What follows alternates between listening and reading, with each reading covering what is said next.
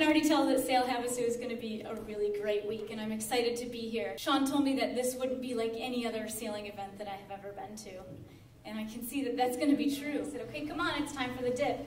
And he says, oh, I never dip. It's too cold. And I said, well, I never trust a sailor who won't dip. He asked me why not, and I said, well, because it increases your tolerance to cold water. It's actually a safety thing.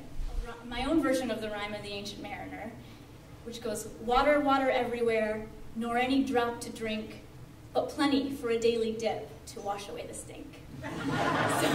And then over here, I could hear, which is the song of the black-throated green warbler that nests in the coniferous trees. And I knew there was a peninsula on the chart, and I could hear that bird, so that we must be close to that peninsula.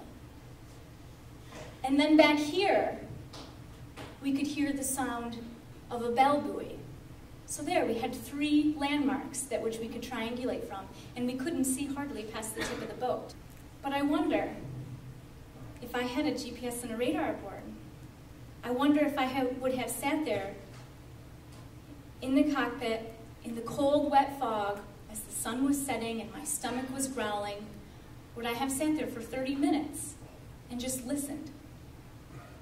These are the special parts about sailing. These are my favorite parts about sailing. The connection to nature, the peacefulness, using all the senses. But now technology is taking over every aspect of sailing. There's electronic winches, there's showers, air conditioning, there's sat phones, track phones, SSB, AIS, GPS, all sorts of things. On one hand, there are some technologies that I absolutely love. For example, the spot messenger. And it's great for if an emergency happens at sea, you can press the distress button. But it's actually even better because I can press that OK button every day I'm at sea and keep my mother from worrying, and that's a pretty important thing to do. The more high-tech we become, the more nature we need.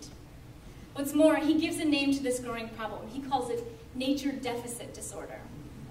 As our technology advances, the challenge lies less in sailing and more in maintaining that crucial relationship with nature. Never before have we been so plugged in. Children and adults know the song of a McDonald's jingle better than they know the song of the bird that sits on their windowsill every morning. Now, the Polynesians are known for being very skilled navigators. But what was special about Kaho was that at any moment, he could pinpoint exactly where they were. But what's more is he did this with complete blindness.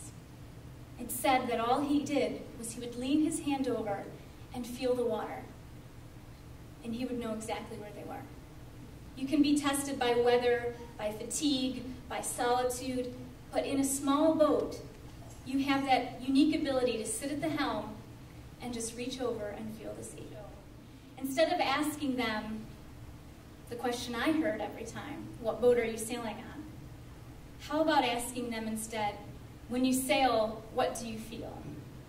If you ask them that conversation will bring us all closer to the best parts of sailing and of each other.